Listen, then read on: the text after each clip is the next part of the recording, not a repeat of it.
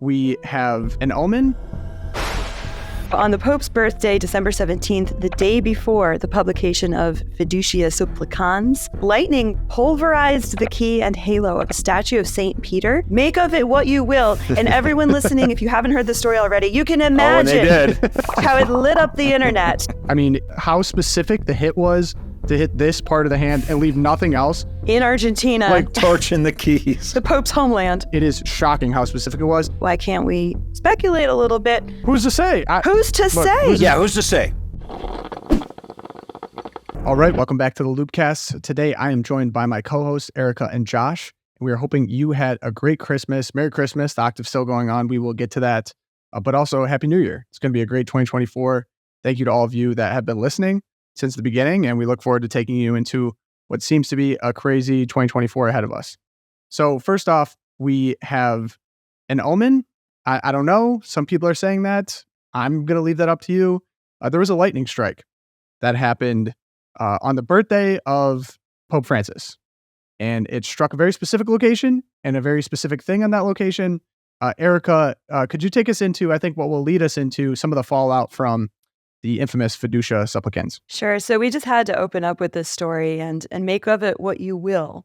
So on the Pope's birthday, December 17th, the day before the publication of Fiducia Supplicans, lightning pulverized the key and halo of a statue of St. Peter about 150 miles north of Buenos Aires at the sanctuary of Our Lady of the Rosary. Yes, Josh. I believe the halo was removed beforehand, just to make sure we're precise with the details, but the keys were pulverized. That's true.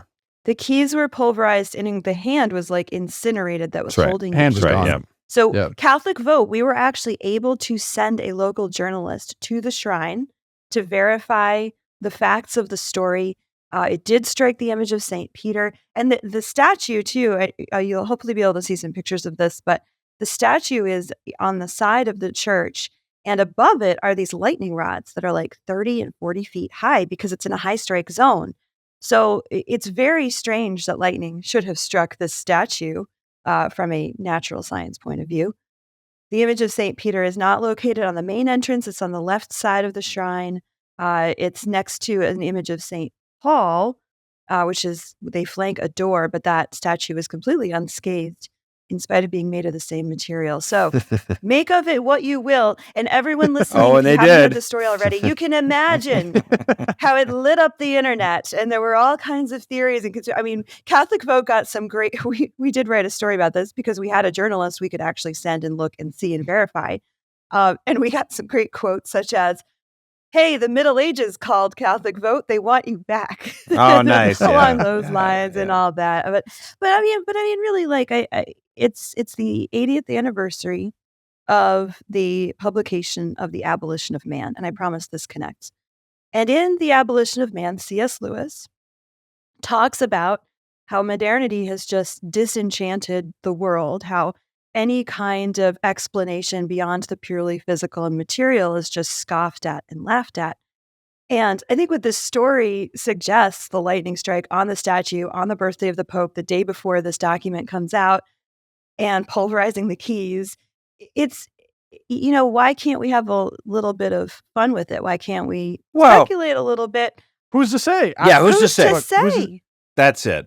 The images are shocking. I mean, it's how specific the hit was to hit this part of the hand keys. and leave nothing else. Torching the keys. In Argentina. We'll have the picture Pope's for homeland. you in the show Yeah. notes. Go look at this picture while you're listening to this. It is shocking how specific it was. And it is significant that it happened in Buenos Aires. Pope Francis was actually a bishop there for a long time. Some people are like, well, technically it's outside of his diocese. It's like Technically. a few miles, bro. Come on, Get guys. over it. So I think that kind of signifies what has really shown to be very divisive within the church, this Fiducia Supplicans document. And the reason we keep talking about it is people want to hear more about it clearly. From what we see in the loop, it's by far what's been clicked on the most. There's a lot of debate, and we've seen a lot of different decisions from bishops across the world on how they want to handle this document.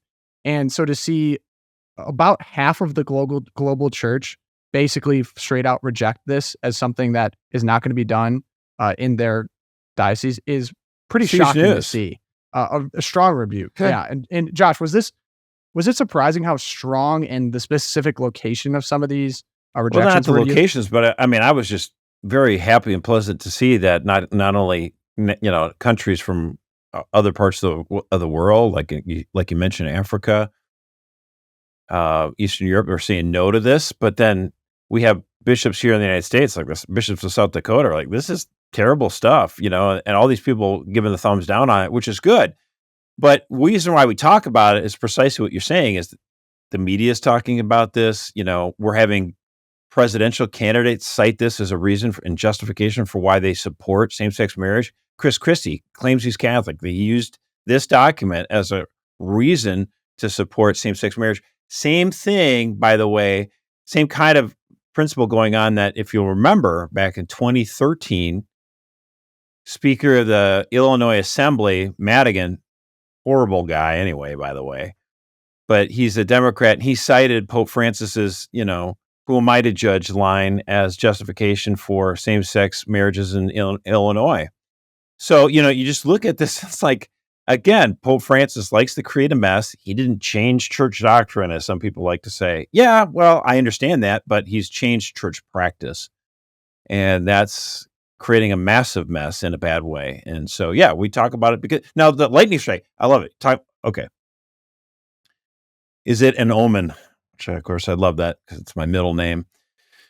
But it is my middle name. But Joshua Omen Mercer. that is true. Fun fact. I'm not kidding you. It's my middle name. Fun parents.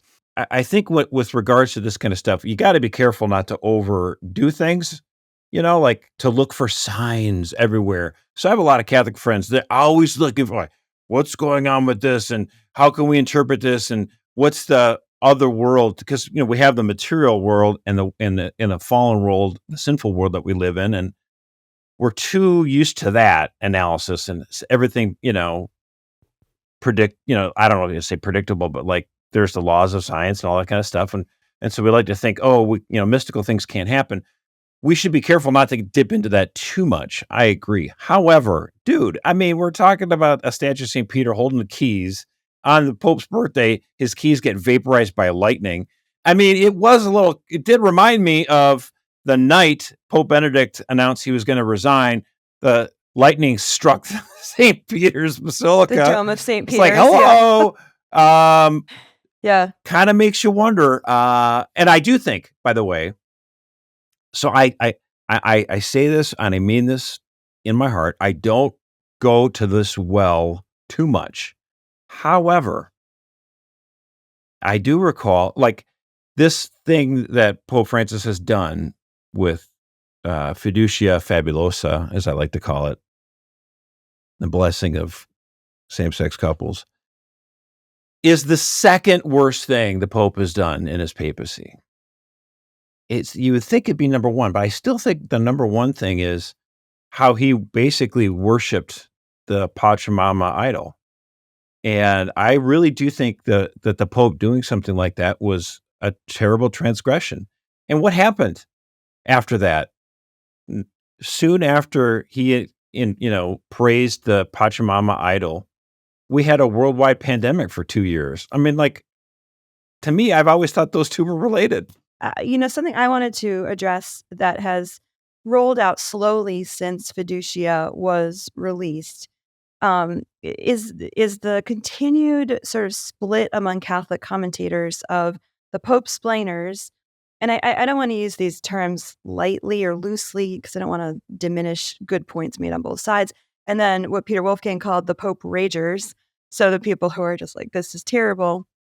But one of the comments that has come out has been, well, if I was the Pope, I would have done it differently. If I was a bishop, I would have done this differently. But I'm not. So I'm just going to say that this doesn't change anything. It's all okay. And I don't think that that's right for lay people to say, well, since I'm not a bishop, I don't have a right to comment on this. I think it is important for the laity in the church to have a measured, not an overreaction, but a measured and a truthful view of what this papacy has meant so far. And you pointed to Pachamama, Josh. I was going back over the break and looking at, as far back as the Synod on the Family, or even before that, Mars Laetitia, and just the pattern of undoing teaching from the way that we live, that sort of postmodern, it's so un-Catholic, and it is so not grounded in the Gospels and the Church Fathers. Yeah, the Jesuitical approach where you just, break it into, shatter a word into all these different pieces and break it down, and then you're therefore technically such. Well, it's the union and the couple. This is a perfect Yeah. example. The union thing versus the couple thing. And all of the people who are like, well, we shouldn't be all upset about this. It doesn't change anything. They're like, because it says we're going to bless the couple and not the union. Well, that's a distinction without a difference. What makes them a couple but their sexual relationship? And the defining again, characteristics. I believe the quote you sodomy. used was anyone with a brain on the last episode, Erica. Anyone with eyes. I can't Anyone remember with exactly a when you said brain, that. did I say that? That sounds so motherly, doesn't it? If you had a brain in your head. But So you bring up some really, this made me think about a conversation I had the other day with actually people within here at the office. So we were having a conversation because someone who works here was on vacation and went to a church, and their preference is to receive Jesus on the tongue. And they went, and a Eucharistic minister denied them Eucharist, period, because they wouldn't put it on their tongue. And then afterwards went to the priest and said, hey, this happened. And the priest was able to administer, which is great. And that kind of sparked, of course, I know there's some internal debates on like whether everyone should be receiving on the tongue, whether we should receive on the hands. And of course, like, I think you can have good faith arguments 2 and 4, whatever. But the point being was someone basically said, well, if you receive on the hand or the tongue, it does not change what Jesus is. If it's administered by a Eucharistic minister, it doesn't change what Jesus is. And someone here made a really interesting point, and I've been thinking about this a lot in regards to now fiducia supplicans. While it doesn't change what Jesus is, it does change what we project about Jesus. So if you're receiving from a priest on the tongue, that projects to people that what is happening here is different, that it's special, that this is Especially Jesus. if you're kneeling. The more reverence that we apply to something, exactly, the more reverence that we apply that is projected to other people and even to yourself, like when you're doing that, what you're projecting to yourself internally, it shows more reverence. That's what reverence is basically. Kind of like when people do benediction, when a priest does benediction, they have the I forget the name of it, but around their shoulders, and they don't touch with their fingers, they touch with the stole around their fingers. Sure, they could touch with their fingers, but what are we signifying by having the stole around and touching with that? It's like that this is God. So if you look at it, you would know it's God. So in regards to these blessings, like you're saying, oh, well, the couple, well, the union, like to me, this is all such, like you said, double speak, but what are we projecting to people when we see in Kentucky, we have on a website, they're projecting, we will bless gay unions. Come to our website, meet with our priest. Our priest will wear a rainbow stole and bless that. Like, I don't know what you can make all their arguments 2 and 4, whether technically this, technically that, but what are we projecting? What do people see? And I think like we should be putting more emphasis on what we project to people as Catholics. What is the world lacking right now? The world's lacking more reverence and more understanding of who Jesus is. How many Catholics don't even believe that Jesus is in the Eucharist? Like they just think it's a symbol. And who could blame them with some of these churches where you walk in, you hear a ukulele, everyone's holding hands around the altar, and then, some random person passes it out like a cracker. What do you think it is? So like, I think the more that I've been thinking a ton about that, I'm like, with this conversation, stop getting trapped in the word games. Like we need to project the truth. And when I see these bishops from all over the world saying, this is confusing our flock, we can't have this. Like Africa, everywhere in Africa, they're like, this is confusing, we're not going to do it. South America, surprisingly, many places in South America, Uruguayan, Cardinal Daniel Sturla said, look, like, we're not going to do this. This is confusing to people. I like to see more of that. I think that's going to be best for the church I and the think world. something that was really encouraging through the last few weeks and seeing all of these bishops come out was just the sense that this is how Christ constructed the church, that there really is a brotherhood among the bishops. And this document, as horrible as it is, what it's doing is it's prompting the bishops to do their job, which is to correct Peter when he's in error. We saw this first in Acts 15 with the Council of Jerusalem. St. Paul and the other apostles, they're calling out Peter saying, no, Gentiles don't need to be circumcised to become Christian. I mean, thank God, right, guys? And so it was really amazing to see coming off of the Synod on Synodality, which, fun fact, my spell check in Google, it keeps correcting Synod on Synodality to Synod on Senility. You guys, how awesome Fair. is that? Anyway, yeah, fair enough. So the Synod on Senility, they it's amazing to see the bishops actually acting as the defenders and teachers of the faith in this sort of in this really massive way, and that's been one fruit coming out of this. And to your point, Tom, all the confusion about the Eucharist and in our faith, the mystery of a man and a woman in the sacrament of marriage, it is Christ and the church. That's why this document touches so deeply on our faith, because it does touch on marriage. And these bishops are all saying, no, like we're not going to go there. And time for a rework. Why would we confuse people about what marriage is? That's the practical application of this. What's going on right now is confusing the average person about what we believe marriage to be. This is what gets me about it, because the Pope likes to say, create a mess. And that frustrates me. It's messy. He did it. Yeah, successfully done. Thanks, buddy. But the fact is, we have mission accomplished. We have a God of order, and that's what just strikes me as so frustrating. Like, we expect clarity and order and reliability from our religious teachers because we believe in a God of order.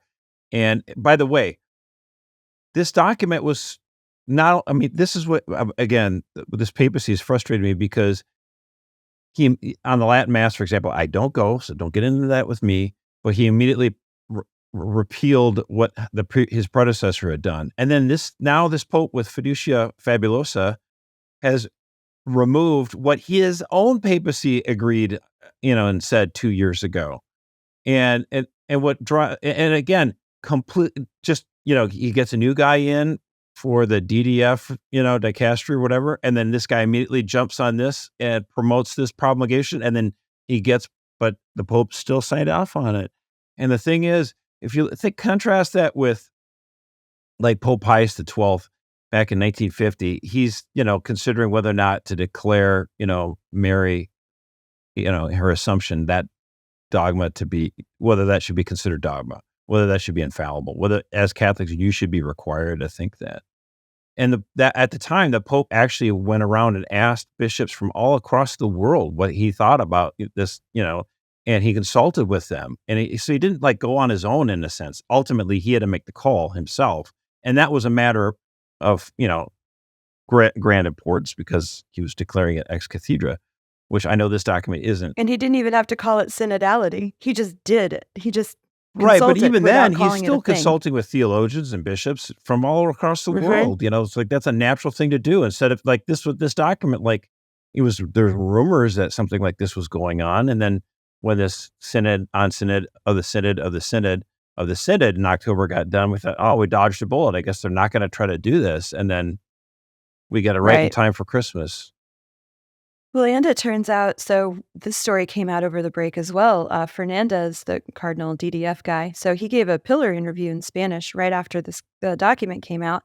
And he said that this particular document had been in the works when he took the helm at the DDF this summer, which means that they called all of these synods on synodality people to Rome in October. They had all of this sort of, I hate to say it, but this farce of conversation and listening, knowing all along that this document was in the works. They can't get it through. The final synod document has no mention of LGBT. They couldn't get it to work, even stacking the deck with people like Father James Martin and the German dudes.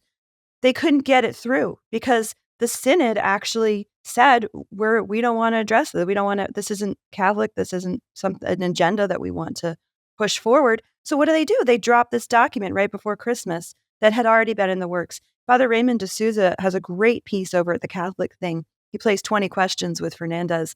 And he says, did you tell anyone at the synod this was going on, or did you just play them for fools? knowing that this was coming out regardless of what the synod said. Very pointed questions. Really good read. I'll drop it in the show notes for everyone. Moving on, we have a update. This kind of broke recently. Claudine Gay. We did an entire episode thumbnail on her. She is no longer the president of Harvard. Josh, I really hate to say this, but you were correct on this. I believe you said they're not going to fire her immediately. They're going to wait till about Christmas. Yep. And then they're going to let her go. And unfortunately, that's exactly what they did. I'm getting a little tired of saying Josh is right about stuff. I know. Josh starts off 2024 with 1-for-1 on the predictions. Good job, Josh.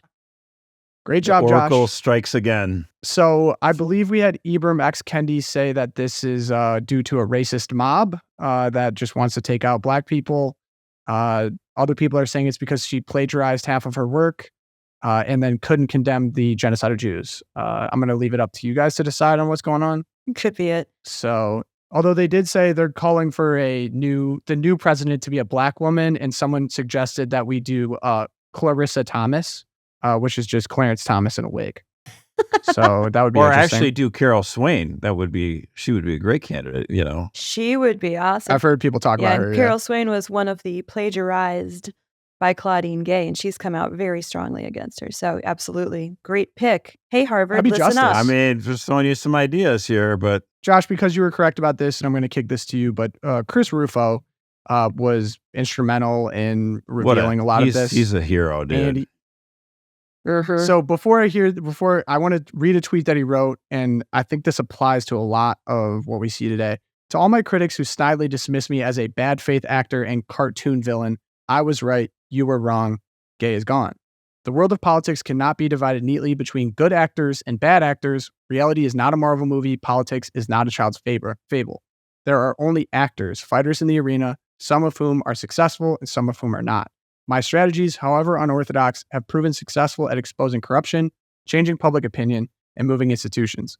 My critics, nursing sanctimonious feelings from a safe distance outside the arena, have no such record. Call me a bad actor, call me a cartoon villain. I will measure myself by virtue and virtue. Yeah, I mean, his alone. point is, say what you want. He's like, I put points on the scoreboard, and I love it. He gets it. Right, so points on the scoreboard, because so much of like online conservatives or whatever, people will call them grifters. Like they love to just call people woke, and then they go back to just tweeting on whatever pops up the next 24 hours. So few of them actually notch up wins. And some people, when they do win, they get criticized or they back away. Like Chris Rufo doesn't seem interested in, getting a few nice comments. Like he's trying to take people out who shouldn't be in places that they're in.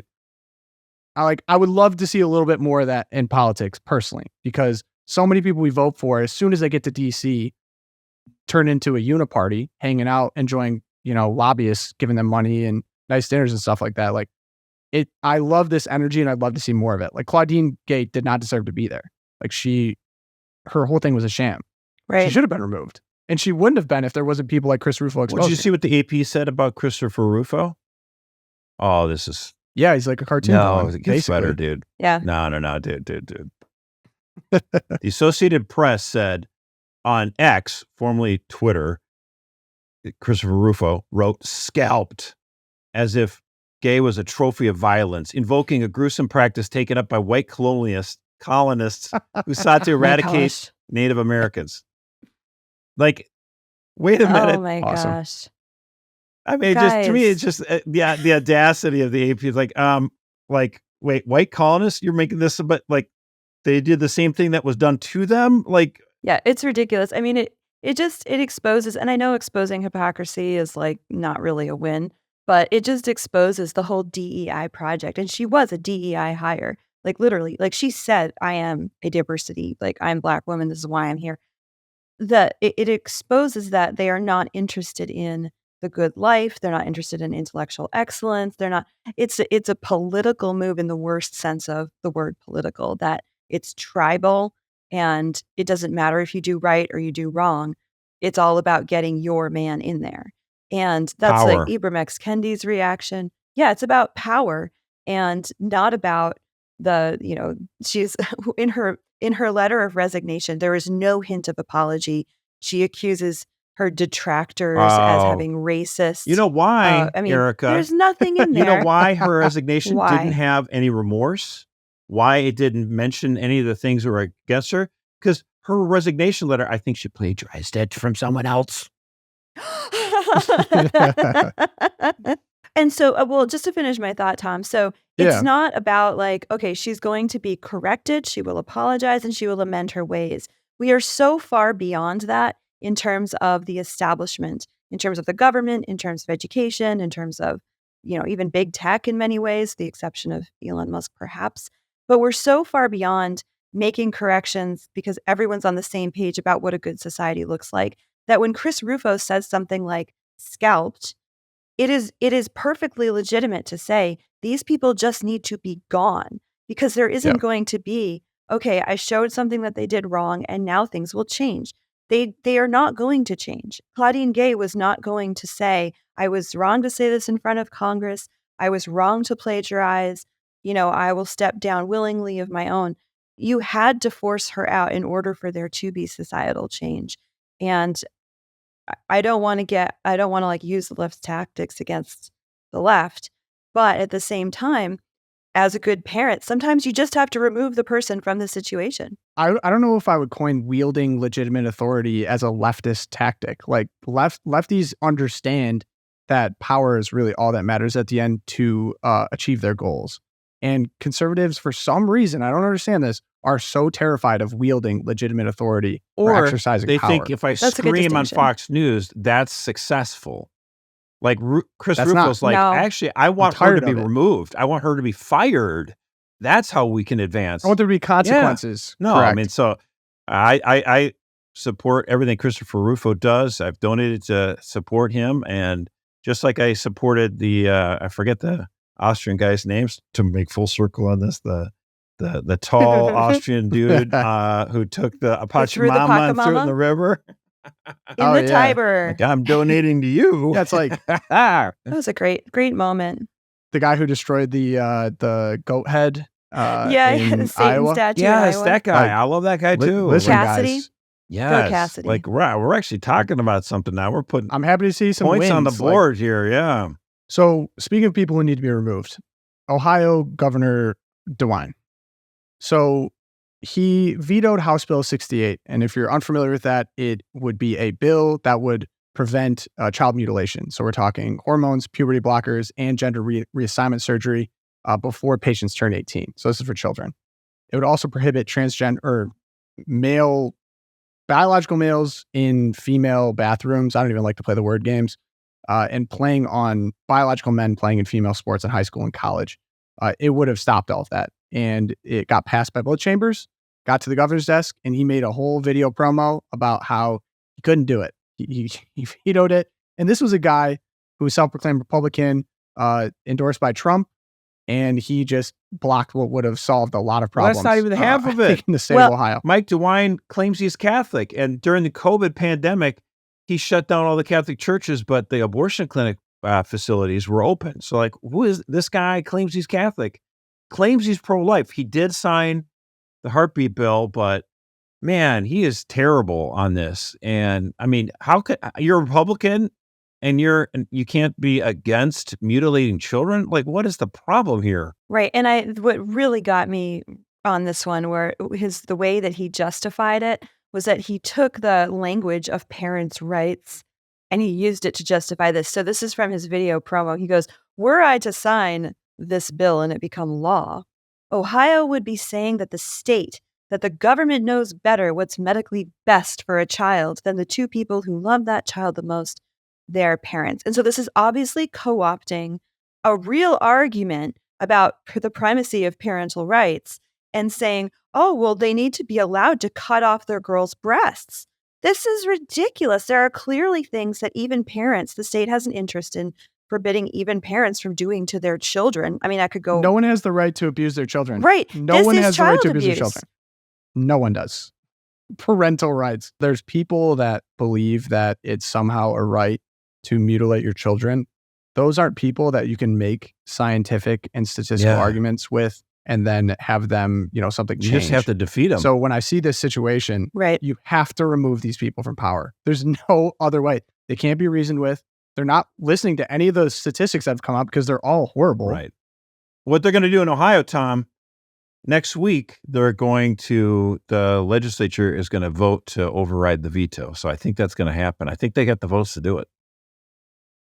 Yeah, I hope Right. they can And so do it. why? So understanding that would happen anyway, why would this guy veto this bill? Because he's getting money from all the big pharmaceuticals in the hospitals. And he's term limited And out. he's a lame duck, right? Yeah. He can't. So when his term limits. Right. Yeah. So when he's done in 2 years, he can, cash out as a lobbyist. What is with Ohio Republicans when they retire becoming just totally worthless? Like John Boehner was Speaker of the House, and then he becomes a lobbyist for marijuana. Good golly, people. And we got to touch on this as well. This has kind of become the update episode. So we had immigration numbers come in for December, and we're becoming numb to these numbers, but we set another record, 302,000 in December. And I believe these are encounters, right? So this was 302,000 encounters at the border in December. Does not include estimated gotaways, which are between 80 and 90,000. And just to give it a little bit of context, this is a 260% increase over December of the previous year. So again, like you said, Tom, the numbers just become numbing. So we have to think of different ways to put them in context so that they really retain the shock value, but not just shock value for the sake of like, oh my gosh, this is amazing. But this is a real crisis. And I want to point everyone to your Mark Morgan interview that came out in December, one of the top interviews of the year. And I think it really is the gold standard for understanding what is going on at the border and how the shocking numbers are the direct and the fallout from those numbers are the direct result of policy. We saw the increase in volume right after, it was January 2021, and what happened then. But basically, the Biden administration has just been sending this message to the whole world. Now is the time to come, and that's just been aggravated over and over by different policy. In California this week, we just had free healthcare to illegals who come with minor children, effective January 1st. Now they are fully covered under California's Medicaid program. And so again, these signals to the entire world, come on down. The water's great here. You're like, we want you. We're going to take care of you. It's better than where you live. But just to put a few of the numbers in perspective, we've got about 3.4 million illegal immigrants have been allowed in or evaded authorities under President Biden. And again, that's more than the population of 20 states with an estimated 2 million gotaways. Again, we don't have the exact numbers. And so one of the points that Mark Morgan makes in your interview, Tom, that really struck me was we don't talk enough about who these people are. And people who are sympathetic with immigration and like, okay, we just got to welcome them because they're all asylum seekers and families with little kids just trying to get a better life. It's actually not true. Most of the people coming across, over 50% now, are military-aged males, so 18 to 30. And they're coming over from 180 countries. We've had immigrants documented from 180 countries. So this isn't just Mexicans and Venezuelans and Colombians. Like 180 countries. What are we talking about? That's like the world. Yeah, there's 195 countries officially recognized in the world. And 180 of them have sent immigrants in the last 3 years to the United States. So I think it's important for Catholics to understand that the result of these policies are an increase in death, increase in sex trafficking, increase in rape, and increase in just complete, disregard for the internal safety of our country. And that's not being racist. It's not being, we don't like poor people. It's just being realistic about who is coming across the border. Well, the answer is we don't know. It's bad for our country, Erica, but it's worse for the migrants that are being raped, killed, 100%, forced into trafficking. I mean, this is the least Christian way we could possibly treat human beings. Like 60% of kids coming across are forced into prostitution, forced labor, or child pornography. Yeah. I mean, what are we talking about? I mean, I did the math. That's unbelievable. So they're estimating 450 to 500 unaccompanied minors today. So this is kids under the age of 18. And if you're talking 60, the lowball estimate from Heritage Foundation is 60% of them are going to be forced into labor, prostitution, porn. That's 270 kids every single day being lost at the southern border. or 8,100 kids every month. So there's nothing Christian or Catholic about that. It's an atrocity, and it's terrible. I think, you talked about the numbers, and I think it's just hard for sometimes people to wrap their brains around this. And, It's too big. Yeah. so just think about it, like 300,000 people in the month of December crossed into our border illegally. Just take the people for that first week, and you can fill up Soldier Field in Chicago, the entire stadium. Like it's kind of insane. And you look at, I was just watching the Rose Bowl where Michigan, was victorious, which is nice. 90,000. Like, okay, so that literally you could fill that stadium 3 times over and still have not enough seats for people in just 1 month. I mean, it's just, you start to lose sight of the sheer numbers, the magnitude of it. And I think sometimes that's been the problem with immigration. It becomes like, you get kind of lost sometimes in the numbers. And I think too often people get too much onto the bumper sticker slogans of it all. They want to say, well, welcome the stranger, welcome the neighbor, being a welcoming person, being nice, all that kind of stuff. And it's easy for people in New York City and Chicago and Boston to talk about how welcoming they are. The mayor of Boston just said that anyone anywhere in the world that isn't free should be able to come to Boston. How can we refuse anybody? And you're just like, what?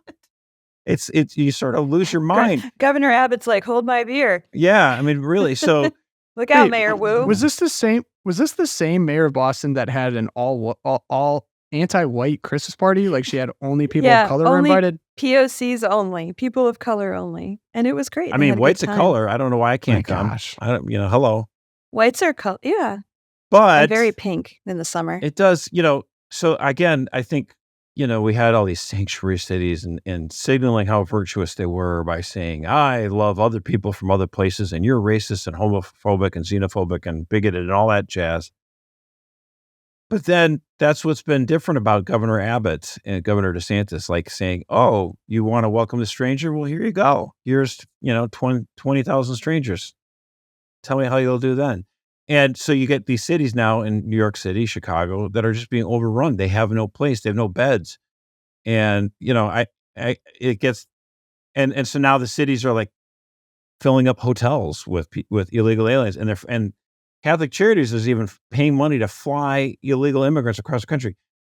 Pretty soon in October, you're going to need a real ID, not just a regular driver's license. You're going to need an enhanced real ID in order to fly in this country. Unless, of course, you enter the country illegally, and then Catholic Charities will give you money and you can jump on a Delta flight and go across the country. I want to echo what you said, Erica. Everyone should go. We'll put it in the show notes. Got to watch Tom's brilliant interview with Mark Morgan, who is with Border Patrol. I cannot recommend that highly enough. And his whole point is people say, well, I don't mind if people come into the country if they really need it, but like the drugs, that's the stuff we don't want, and the weapons and all that other illegal activity. And he's like, it's all one and the same. I mean, these smugglers, what they'll do is they'll send a bunch of people over here, and the border troops will try to apprehend them, and then they smuggle the border drugs over here. I mean, it's like these coyotes. It was shocking. It's whack-a-mole. Yeah. I mean, and it's not like these coyotes have the best interests of these people at heart. As you mentioned, so many of these women and children were assaulted sexually. It's like, this is a massive human rights violation. If you support Biden's open border policies, you've got blood on your hands. Stop trying to pretend that you're the more morally superior and virtuous person. You're supporting a repugnant policy that is exploiting the poorest of the poor while making our own country more unstable. It's horrible, and we got to get it. We got to get rid of it. We got to have security and moral clarity at the border. This just in, people were exceedingly generous, shockingly generous, to supporting the LOOPcast. I just wanted to give a quick thank you to anyone that donated specifically to the LOOPcast. That was really touching to me, and we really appreciate it. I want to reiterate, the only way we're able to do the show is through the generosity of people that support us. So if you would like to support us, to give us some help, chip in here a little bit, you can go to loopcast.org. I have it in the show notes. It will be an opportunity for you to support us if you'd like to. thank you so much in advance. We really appreciate it. I was really touched, actually. I just got a heads up from someone like, wow, people are really generous. So thank you. Go check that out before we get into the next section. We have a quick hitter. When does Christmas end? People, this is always up. No one really knows. It feels like a great mystery. It's not a mystery. What are you talking about? People get met. It goes. There's a lot of numbers out there, the Josh. church changed the calendar. Remember this in the mid-20th century. Now Christmas goes till Super Bowl Sunday. Everyone knows this. I think that's the USCCB did that for the American Christians. That's when I keep my Christmas tree up until.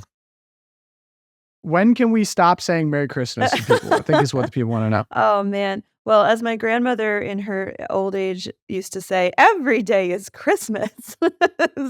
She died at 103 and had dementia. She was great. She was so happy. She had dementia. Hey, you want to be that kind of dementia patient and not like the sad one. She was great. Facts. So pray for her soul. Pray for Gene Cunis. Okay. So Christmas end. Here's where the confusion is, Josh. Since you're not confused, here's why other people might be. There's the octave of Christmas, which is the whole 8 days. Yeah, 8 days are a big deal. December 25th to January 1st. Octaves are great. We get Bacon Friday. It's a great time. We say Merry Christmas all week. Then you have the song that's like on the 12 days of Christmas, right? The Lord's leaping and the ladies dancing and the 5 golden rings and all that. Yeah, Josh, could you sing 5 golden rings for us? No, I'm not going to sing that song. I hate that song. But he's going to explain it. Well, 12, it goes to the Epiphany, right? Isn't that what it's about? Yeah, that goes to January 6th, which is the Epiphany of the Lord. In the United States, as usual, some dioceses have moved it to a Sunday, making it 11 or 13 days. So understandably, there's some confusion there. But January 6th is Epiphany. Well, actually, before you go further on that, Erica, part of the thing is like in the East, they make a bigger deal about the Epiphany because that's the day that the 3 kings find out about Jesus. That's when Jesus becomes known, let's say, to the world, right? To the nations, yeah. Right? So that's their day where they celebrate. And that's when the gifts actually happen. So they got a point there, let's be honest. And don't let people tell you, Christmas might be about everyone's like, we've got to remember the reason for the season. Yeah. Presents and gifts. That's it's right there in the Bible. Hello. Now, maybe it should be on the Epiphany instead of Christmas Gold, frankincense, and myrrh, baby. But hey, we're bringing out the good stuff too, okay? So none of this Lego knockoffs like I got when I was a kid. Come on. Josh, are you one of those people that gets mad when people say Happy Holidays? I do. I do. I don't get like angry, but I just roll my eyes or whatever. I don't like I don't think the Christmas spirit is barking at somebody for getting it wrong either. So I'm like, I would just kind of like smile and like, Merry Christmas, I'm not going to be a jerk about it. Like, being do you hit him with like a little accentuated like, no, Merry Christmas to you? No, I don't want to hit him with a baseball bat. That's not. Nah, probably. I just make a mental note of a post-Christian society. There we are again. Yeah. No, I love a good Merry Christmas. Hitting someone with a Merry Christmas after getting a Happy Holidays is very satisfying. But if you want to keep it going past Epiphany, you also have this option of going to the baptism of the Lord, also known in the East as the Theophany, or the showing forth of the Godhead. So, of course, the baptism is when the Holy Spirit comes down and God says, "This is my beloved Son, listen to him." And Jesus is baptized in the Jordan by John. And so the Christmas, the Nativity of the Lord, the Epiphany, and the Theophany are a beautiful set of God manifesting that he has indeed become flesh and dwelt among us. Amazing how that works. Lovely? 3. Oh, 3, which is a number that comes up kind of God's frequently. deal, right? He kind of does that. Yeah. Big on the 3s. Lightning comes up with Pope Francis, 3 comes up with God. It just full circle. Oh, wait, so there's going to be a 3rd lightning strike, right? We got to be. And some people push it all the way till the presentation of the Lord or Candlemas.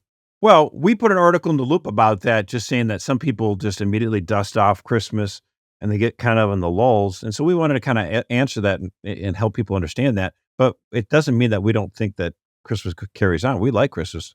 Keep it going. I like to keep my tree up and the lights going. All right, Erica. Twilight Zone. You're up. So there were a lot of options coming off the break, but I'm actually going to highlight an article. My Twilight Zone moment was opening up the new issue of First Things, January 2024, and seeing one of the headliners is entitled Self-Abuse. And I thought to myself, no way. Children listening in the car warning. Sorry, parents, disclaimer. Great this is going to be very interesting, but yeah, All disclaimer. right, I'm on talking maybe about children in the car. masturbation. In fact, in First Things, the best article I have ever read on masturbation. It starts off with a lot about D.H. Lawrence, but this is by Pat Snow, who's, full disclosure, friend of mine. I did not know she was publishing this. It's got some graphic content in it. So, but I think every Catholic adult should definitely be reading this, because I think we hear a lot about, we talk on the show a lot about evils of surrogacy. We talked about the pornography epidemic, internet sex, gay sex, quote unquote. But we don't use the word masturbation very often. And I think, again, like she says in the article, taboos have their place. So there is a reason why we don't use that term as often. But let's think clearly about this attack on marriage, the attack on the sanctity of human sexuality. That the epidemics we talk about this confusion, are epidemics of masturbation. So she goes through talking about her own experience, and just how the Catholic Church being able to just say, look, masturbation is a behavior that is, expected in the young in some ways, but that does not mean it is natural, and it does not mean it is harmless.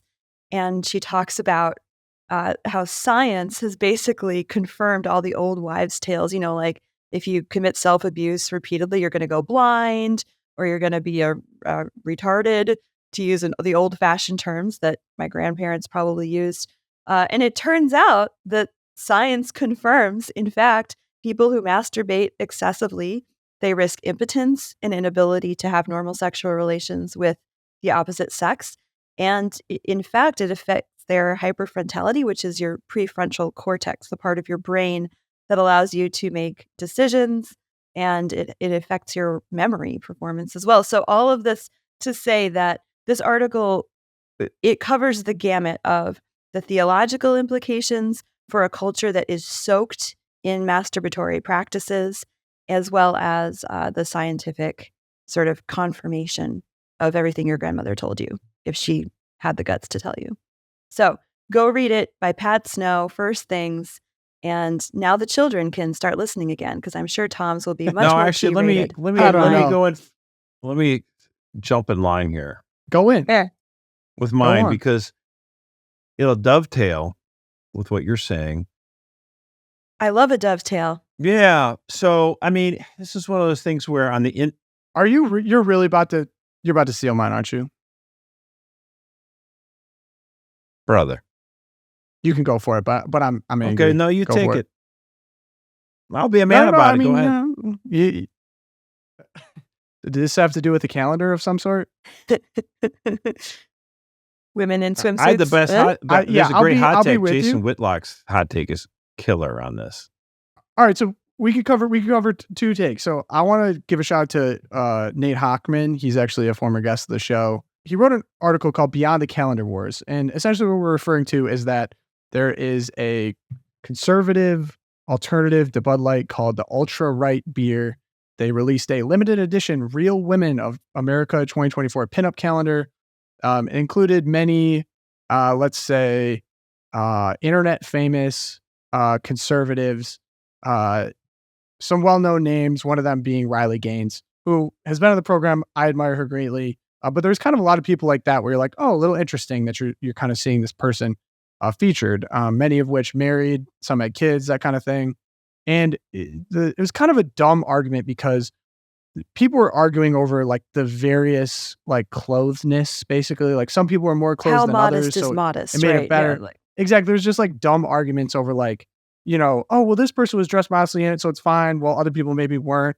Yeah. Basically, the whole point of what Nate Hochman was saying is like, the whole argument is kind of dumb to begin with. Like the idea that there's these alternatives to woke Bud Lights, for example, is still a Bud Light. Like we're arguing over something like a pinup calendar. What is inherently conservative about a pinup calendar? And you kind of get at people who the word grift keeps coming up, but like they're not inherently conservative, but they're trying to use. They're oppositional just for the sake of being oppositional. It's hard to make nuanced arguments, because it's like the pictures were not like ridiculously scandalous. Right. It wasn't like Sports Illustrated. Right. I mean, it was swimsuit it was. edition. Not even close. I mean, some people are. So then people are defending it, saying you could see much.